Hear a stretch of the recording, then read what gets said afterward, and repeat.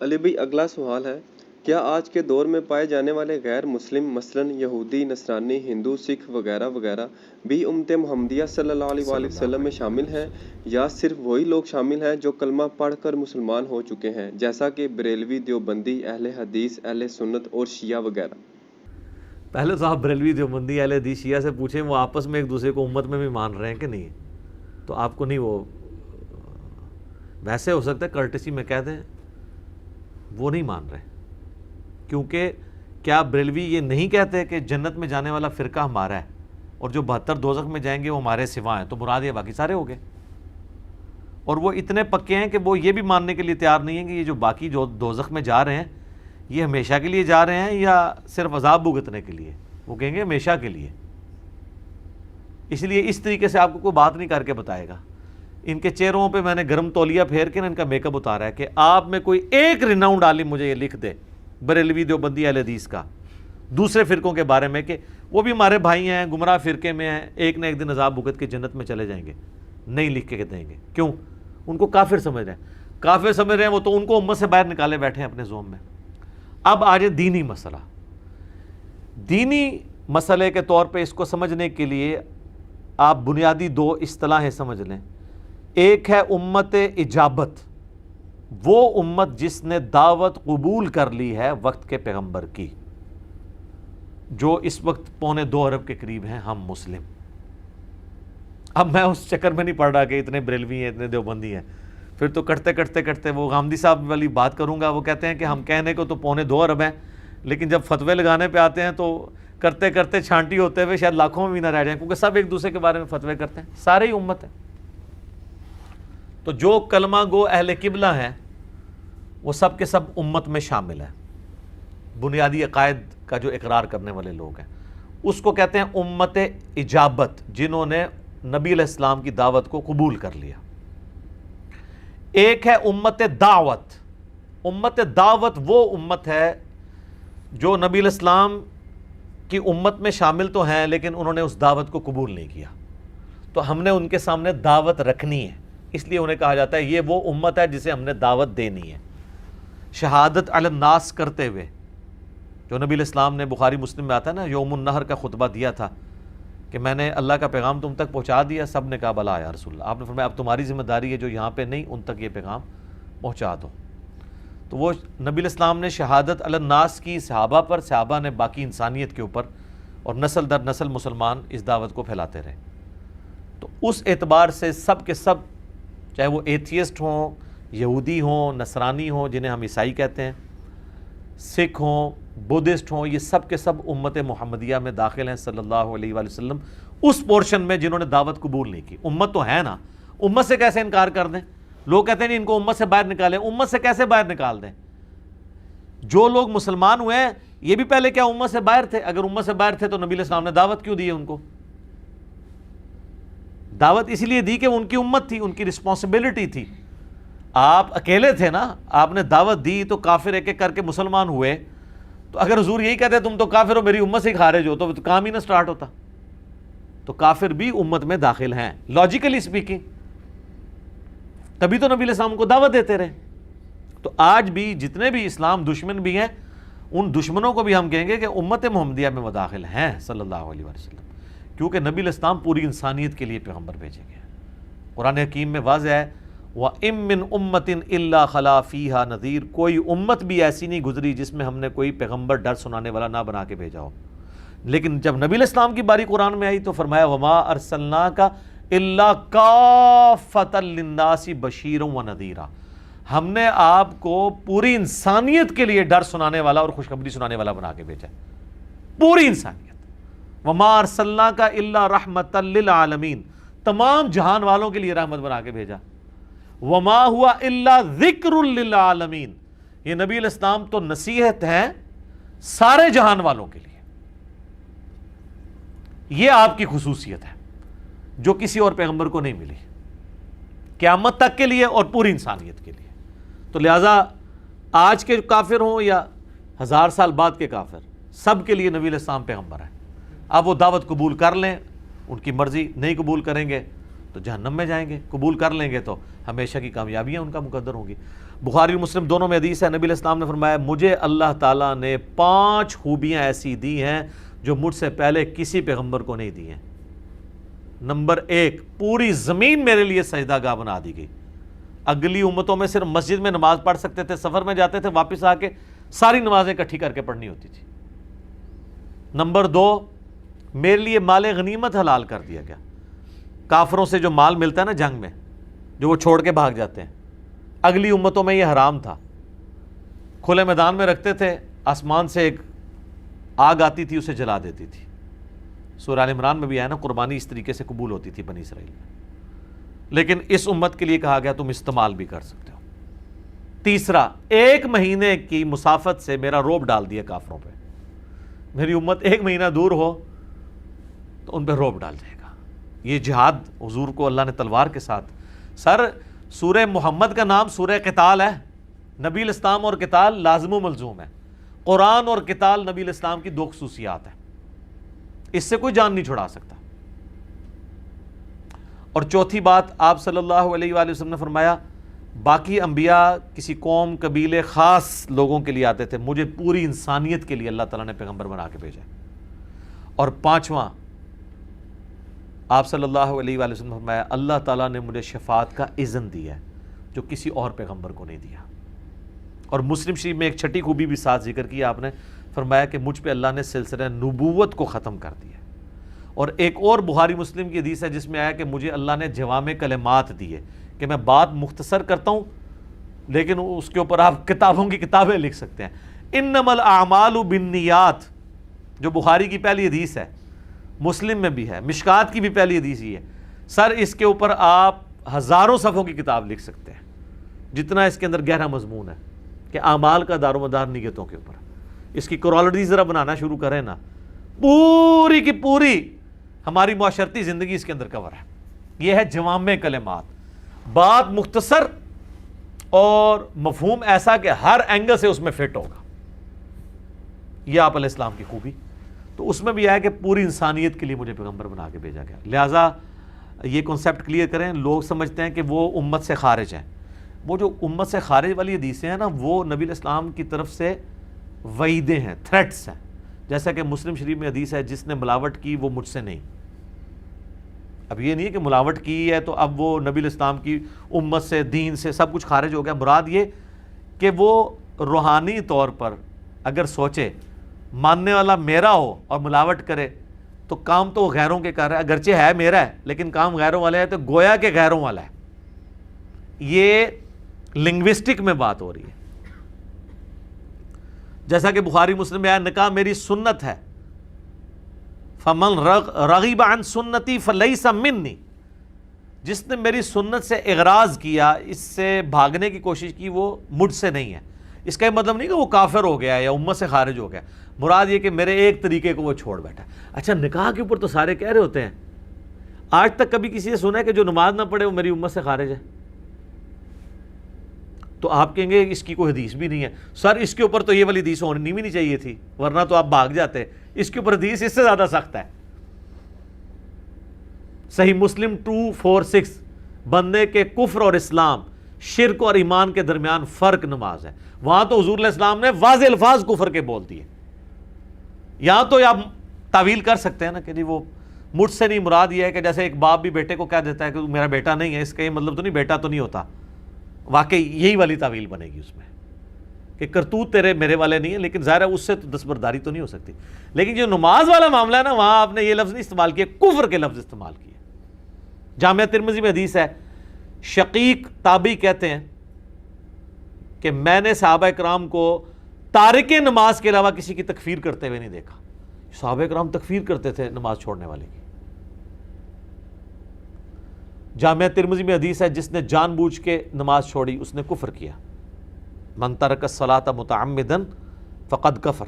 ہاں، پاکستان کے شناختی کارڈ میں وہ آپ اس کے ساتھ رحمۃ اللہ علیہ بھی لکھ لیں، بے شک کوئی فرق نہیں پڑے گا، اللہ کا کرائٹیریا اپنا ہے۔ اور یہ تو صرف حدیثیں ہیں۔ سر آپ قرآن میں آئیں تو قرآن تو ننگی تلوار ہے۔ منیبین الیہ، اس کی طرف رجوع لاؤ، واقیموا الصلاۃ، نماز کو قائم رکھنا، ولا تکونوا من المشرکین، اور مشرک نہ ہو جانا۔ نماز چھوڑنے والا مشرک ہے۔ تو یہ جو وعیدیں اس طرح کی آتی ہیں نا، وہ امت میں سے نہیں، وہ ان معاملوں میں بات ہو رہی ہوتی ہے۔ بہرحال امت اجابت میں مسلمان شامل ہیں، اور مسلمانوں کے علاوہ، مسلمانوں کے سوا جتنے اور ہیں، وہ سب کے سب نبی الاسلام کی امت ہیں۔ ہم نے ان کے سامنے دعوت رکھنی ہے، شہادت علی الناس کرنی ہے، آن دا بہاف آف پروفٹ، نبی الاسلام کے ڈاکیے کی حیثیت سے ہم نے اللہ کا پیغام ان تک پہنچانا ہے۔ وہ امت دعوت ہیں اور وہ اسلام قبول کریں گے، اور اس میں بھی اللہ تعالیٰ دیکھیں کتنی ڈیٹیل سے بیان کرتا ہے کہ تم اسلام دشمنی میں سب سے زیادہ پاؤ گے بڑھ کر یہودیوں کو، اور اللہ تعالیٰ فرما رہا ہے حتیٰ کہ مشرکین سے بھی بڑھ کے، اور تم اسلام کے سب سے قریب پاؤ گے نصارہ کو، کیونکہ ان میں قسیسین اور رہبان ہیں، وہ نرم دل لوگ ہیں، اللہ والے لوگ ان میں موجود ہیں، یعنی گاڈ کانشیسنس موجود ہے۔ اس زمانے میں بھی تھے، آج بھی تھے۔ اس لیے آپ دیکھیں جتنے لوگ غیر مسلم سے مسلمان ہو رہے ہیں، ان میں سے اکثریت مور دین 90% وہ کرسچنز ہیں، کیونکہ کرسچنز اور مسلمانوں میں کامن پرسنالٹی ہے عیسیٰ علیہ السلام کی۔ جیوز اور کرسچن میں حضرت عیسیٰ علیہ السلام کامن نہیں ہے، وہ ان کو خدا کا بیٹا بنائے بیٹھے ہوئے ہیں اتنے لیول پہ، اور دوسرے ان کو معاذ اللہ دجال بنائے بیٹھے ہوئے ہیں، بالکل 180 ڈگری ہے۔ تو اللہ تعالیٰ یعنی اس کا ذکر کرتا ہے یہود و نصارہ میں سے کون سے آپ کے زیادہ قریب ہیں، کون سے دور ہیں، وہ اسی لیے کہ آپ نے ان کو دعوت پیش کرنی ہے۔ پھر قرآن پاک میں درجنوں آیات ہیں کہ پوری انسانیت کے لیے قرآن کو بھیجا گیا ہے۔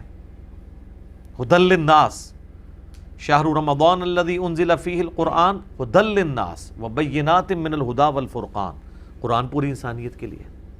سورۃ المائدہ میں تو آپ دیکھیں، سورۃ المائدہ اور سورۃ الاعراف کے اندر تو نبی علیہ السلام کی جس طریقے سے اللہ تعالیٰ نے شان بیان کی ہے کہ آپ علیہ السلام کی تو پریڈکشنز اللہ تعالیٰ نے اگلی الہامی کتابوں میں کر دی تھی کہ یہ پیغمبر آخر الزمان صلی اللہ علیہ وآلہ وسلم آنے والے ہیں، جن کی پیشگوئیاں تورات اور انجیل کے اندر موجود ہیں۔ یہ 177 سے آن ورڈ آپ کو 188 نمبر آیت یہ آ گئی نا جی، اور اس سے پہلے یہ اگلے دن ہم قرآن پاک پڑھ رہے تھے تو وہ آیات آئی بھی تھی کہ نبی علیہ السلام، اچھا یہ ان آیات کے کانٹیکسٹ میں ایک اور بڑی اہم بات ہے جو میں نے آپ سے ڈسکس بھی کرنی ہے۔ ہم لوگ نبی علیہ السلام سے اپنی محبت کا اظہار تو بڑی کرتے ہیں نا۔ یہ جناب آیت ہے 158، قل یا ایھا الناس انی رسول اللہ الیکم جمیعا، اے نبی تم فرما دو اے پوری انسانیت میں تم سب کے سب کی طرف پیغمبر، جمیعا،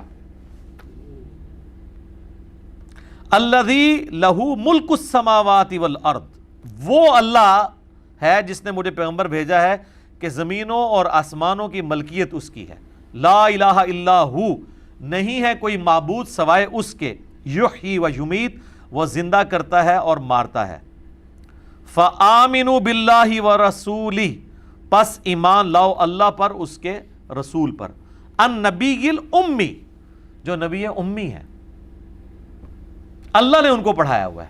ایک معنی یہ ہے کہ وہ دنیاوی طور پہ پڑھے لکھے نہیں ہیں، اللہ نے انہیں پڑھایا۔ دوسرا یہ ہے کہ ام القریٰ جو بستی تھی مکہ، بستیوں کی ماں، اس کی نسبت سے آپ امی ہیں، دونوں نسبتیں درست ہیں۔ الذی یؤمن باللہ وکلماتہ واتبعوہ لعلکم تہتدون، اب آپ نے کیا کرنا ہے؟ نبی علیہ السلام کے اوپر کی اتباع کرنی ہے اور ان کے اوپر جو کتاب نازل ہوئی اس کے اوپر ایمان لے کے آنا ہے۔ اچھا، اس سے پہلے ایک اور ٹاپک ڈسکس ہوا ہے، اس سے پچھلی آیت 157 میں، الذین یتبعون الرسول النبی الامی، وہ لوگ جو کہ پیروی کرتے ہیں اہل ایمان کی، اللہ نے نشانی بتائی ہے کہ اس رسول نبی امی کی، یجدونہ مکتوبا عندہم فی التوراۃ والانجیل، جس کا ذکر وہ پاتے ہیں لکھا ہوا تورات اور انجیل میں۔ اب ظاہر ہے مشرکین عرب کو تو تورات انجیل نہیں آتی تھی، یہود و نصارہ کی بات ہو رہی ہے کہ تمہیں پتہ ہے تمہاری کتابوں میں ذکر ہے۔ یأمرہم بالمعروف وینہاہم عن المنکر، جو انہیں نیکیوں کا حکم دیتے ہیں اور برائیوں سے روکتے ہیں، وَيُحِلُّ لَهُمُ الطَّيِّبَاتِ، اور حلال چیزیں جو پاک چیزیں ان پہ حلال کرتے ہیں، وَيُحَرِّمُ عَلَيْهِمُ الْخَبَائِثِ، اور خبیث چیزیں ان کے اوپر حرام کرتے ہیں۔ اور اس سے بھی بڑھ کر وَيَضَعُ عَنْهُمْ إِصْرَهُمْ وَالْأَغْلَالَ الَّتِي كَانَتْ عَلَيْهِمْ، اور جو ان پہ بوجھ تھا اور جو زنجیریں تھی ان کے گردنوں کے اوپر، وہ ان سے چھڑا دی ہیں۔ کون سی؟ خام خواہ کی شریعت کی پابندیاں جو انہوں نے خود اپنے اوپر بنائی ہوئی تھی، یا اگلی امتوں میں اللہ تعالیٰ نے کوئی پابندیاں تھی وہ بھی اللہ نے دور کر دی اس نبی کی برکت سے۔ اب وہ آ رہی ہے کانٹے کی بات، فالذین آمنوا بہ وعزروہ ونصروہ واتبعوا النور الذی انزل معہ۔ تو اللہ تعالیٰ فرما رہا ہے جو لوگ اس پر ایمان لائیں گے، ان کی عزت کریں گے اور اس نبی کی مدد کریں گے اور پیروی کریں گے اس نور کی یعنی قرآن کی جو ان کے ساتھ نازل ہوا، اولئک ھم المفلحون، ایسے لوگ ہوں گے فلاح والے۔ مجھے اگلے دن ایک بھائی نے رابطہ کیا، جی میں نبی الاسلام کے نام کا بکرا دیتا ہوں ہر سال نا، قربانی کا۔ میں نے کہا حضور کو ہمارے بکروں کی ضرورت نہیں ہے، یہ چیز میں سمجھ سکتا ہوں، واللہ میرے لیے کوئی کروڑوں روپے کا گفٹ بھی لے، آپ کو پتہ میں اوائڈ کرتا ہوں، نہیں لیتا، مجھے کوئی خوشی نہیں ہوگی۔ ہاں مجھے آگے کوئی یہ بتائے نا کہ ہم نے جناب وہ آپ کی ویڈیوز شیئر کروائیں، اس طرح یہ دعوت حق ہم نے لوگوں تک پہنچائی تو اتنے لوگوں نے توحید قبول کر لی، سنت کے مطابق نماز شروع کی، میرا خون بڑھ جائے گا۔ یہ آپ لوگوں کے ساتھ بھی ایکسپیرینس ہے۔ ایک دائی کے لیے سب سے زیادہ اہم چیز اس کی دعوت ہوتی ہے۔ یہ تو ایک عام بندے کی بات ہو رہی ہے سر۔ نبی الاسلام کو تو اللہ نے ڈیوٹی اسائن کی ہے کہ انہوں نے لوگوں کو دوزخ کی آگ سے بچا کے جنت کی طرف لے کے جانا ہے، جو بخاری مسلم میں حدیث ہے کہ تمہاری مثال پتنگوں کی سی ہے اور میں تمہارے کمر بند سے پکڑ پکڑ کے تمہیں آگ سے جنت کی طرف لے کے جا رہا ہوں۔ تو نبی الاسلام کو خوشی اس بات کی ہوگی کہ یہ بندہ پوری زندگی میرے نام کا بکرا دیتا رہا اور بکرے دینے کے بعد ان لوگوں کو کھلا رہا ہے جو حضور کے دین کا بیڑا غرق کر رہے ہیں۔ تو تم تو ان کو مطلب ایڈ فیول ٹو فائر کرتے رہے ہو۔ یا حضور کو خوشی اس بات کی ہوگی کہ اس نے میری مدد کی ہے۔ آج بھی آپ حضور کی مدد کر سکتے ہیں، ان کے دین کی مدد۔ تو یہاں پہ ہے کہ فلاح وہ لوگ پائیں گے جو نبی پر ایمان لائیں گے، ان کی عزت کریں گے، ان کی مدد کریں گے، ان کی اتباع کریں گے اور اس نور کی جو ان کے ساتھ نازل ہوا یعنی قرآن کی اتباع کریں گے، وہ فلاح پائیں گے۔ تو حضور علیہ السلام کو قربانی کے موقع پہ ہمارے بکروں کی ضرورت نہیں ہے، بلکہ قربانی کے موقع پہ آپ قربانی کے سنت مسائل اور بڑی عید کے پڑھنے کا طریقہ بتا دیں نا آپ پبلک میں کھڑے ہو کے، یہ حضور کی آپ جو ہے نا وہ خوشی کے لیے کوئی کام کر رہے ہوں گے۔ یہ بکرے شکرے دینے سے کچھ بھی نہیں ہونا۔ باقی کو محبت کا اظہار کرنا چاہتا ہے تو ظاہر ہے وہ تو عام میت کی طرف سے بھی صدقہ ہو سکتا ہے، اگر کوئی کرنا چاہتا ہے وہ ایک معاملہ علیحدہ ہے، وہ ایک فقہی بحث ہیں، وہ میں انشاءاللہ آلریڈی ویسے میں نے ڈسکس کی ہوئی ہیں، کبھی موقع ملا ڈسکس کروں گا۔ مجھے یہ یاد آ گیا تو یہ اللہ تعالیٰ دماغ میں بات ڈالتا ہے۔ جب اس نے کہا نا بکرا دینا، وہ اتنا ایمفسائز کر رہا تھا، میں نے کہا یار بکرا دینے پہ اتنا بیچارہ ایمفسائز کر رہا ہے، جبکہ حضور نے خوش بکروں سے نہیں ہونا بلکہ حضور کے مشن کے اوپر۔ اور یہ دیکھ لیں قرآن سے میں نے ثابت کیا ہے، سورہ الاعراف آیت نمبر 156 157 کہ اصل میں وہ لوگ ہیں حضور کے اوپر ایمان لانے والے، فلاح پانے والے، جو اس نبی امی پر ایمان لائیں گے، ان کی عزت کریں گے، ان کی مدد کریں گے، ان کے اوپر کتاب جو نازل ہوئی ہے اس پہ ایمان لائیں گے اور اس کی پیروی کریں گے، اور پیروی کریں گے جو نبی کا منصب ہے، لوگوں کو نیکی کی طرف بلائیں گے، برائی سے روکیں گے۔ یہ ہے اصل میں، تو یہ پوری امت کا کام ہے۔ کنتم خیر امت اخرجت للناس تأمرون بالمعروف وتنہون عن المنکر وتؤمنون باللہ، تم بہترین امت ہو جو لوگوں کے نفع کے لیے نکالے گئے ہو، لوگوں کو نیکی کا حکم دیتے ہو، برائی سے روکتے ہو اور اللہ پر ایمان لاتے ہو۔ اللہ پر ایمان تیسرے نمبر پہ ذکر ہوا ہے، کیوں؟ اس لیے کہ واقعی اللہ پر حقیقی ایمان اس کا ہے جو اللہ کی حمیت میں لوگوں کو نیکی کی طرف بلائے اور برائی سے روکے۔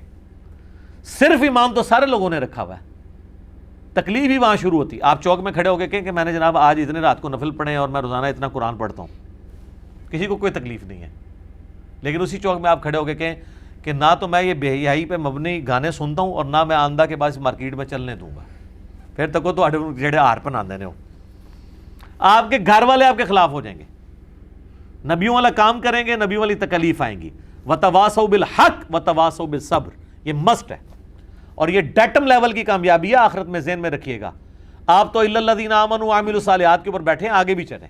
یہ کیٹاگوریکل ڈینائی اللہ نے کیا ہے، والعصر، زمانہ گواہ ہے اس بات کے اوپر، ان الانسان لفی خسر، بے شک انسان ہمیشہ خسارے میں ہی رہا ہے۔ دیکھ لو حضرت نوح علیہ السلام کے ساتھ 78 لوگ بچے ہیں، باقی سب برباد ہوئے ہیں۔ لوط علیہ السلام کی 2 بیٹیاں بچی ہیں، باقی سب برباد ہوئے ہیں۔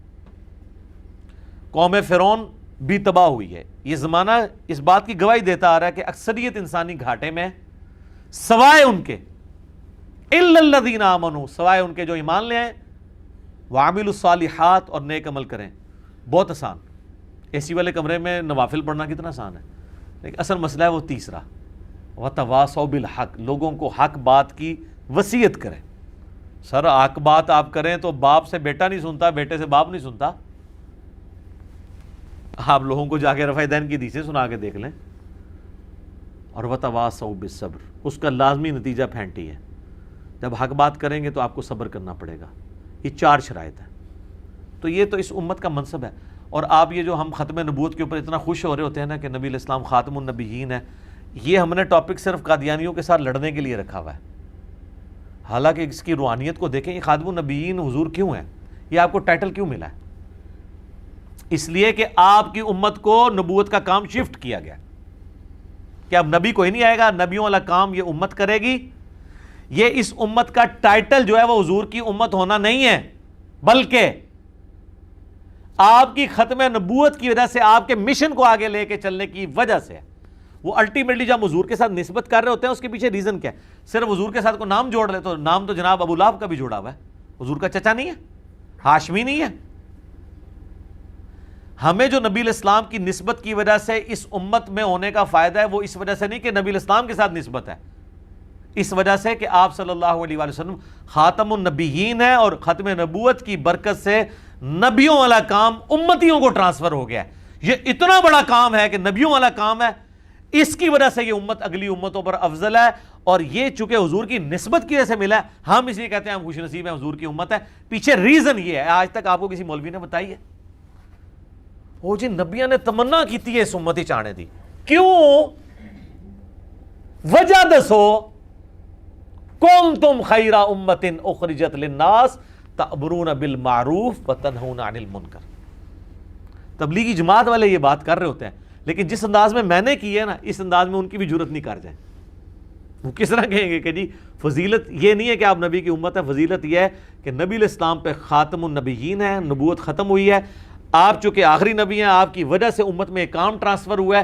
اس کام ٹرانسفر ہونے کی وجہ سے چونکہ آپ کو نبیوں والا کام ملا ہے، اس وجہ سے آپ کی امت اگلے نبیوں کی امت سے افضل ہے کہ پوری انسانیت تک انہوں نے شہادت علی الناس کرنی ہے. اس پہ مولانا مودودی کا ایک چھوٹا سا کتابچہ بھی ہے، شہادت علی الناس. اور یہ شہادت علی الناس کا ذکر قرآن حکیم میں سورۃ الحج کے اندر بھی آیا ہے، سورۃ البقرہ کے اندر ہے. سورہ حج والا ذرا ٹاپک اس اعتبار سے ہے کہ اس میں ہمارے لیے ایک درس عبرت بھی ہے. میں وہ پڑھ دیتا ہوں آپ کو. سورہ حج کی آخری آیت ہے 78.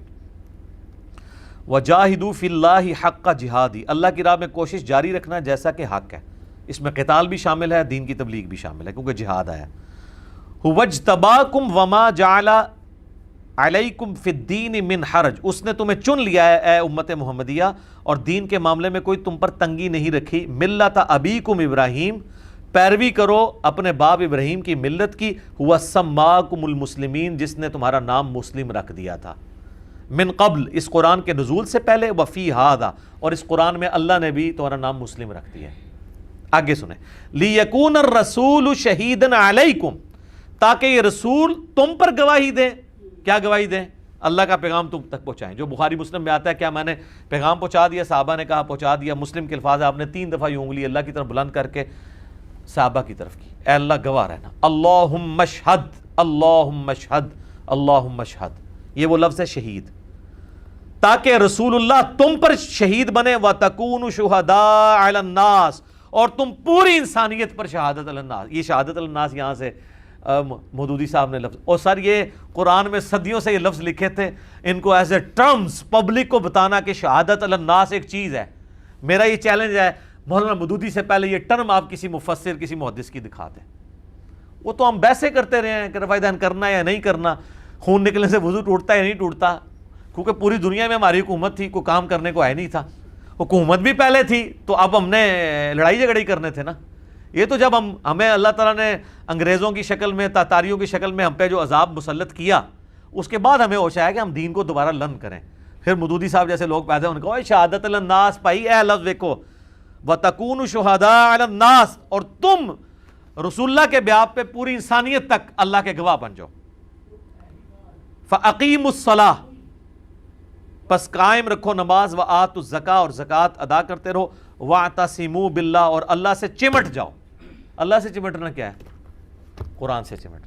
یہ وہی لفظ ہے واعتصموا بحبل اللہ جمیعا ولا تفرقوا، جو غدیر خم کی حدیث میں قرآن اور اہل بیت ہے، اور وہاں پہ الفاظ ہے قرآن اللہ کی رسی ہے، اس میں ہدایت ہے، اس میں نور ہے، جو اس کو پکڑے گا ہدایت پہ ہوگا، جو چھوڑ دے گا گمراہ ہو جائے گا. مسلم شریف میں 4 حدیثیں ہیں 6228 تک 6225 سے.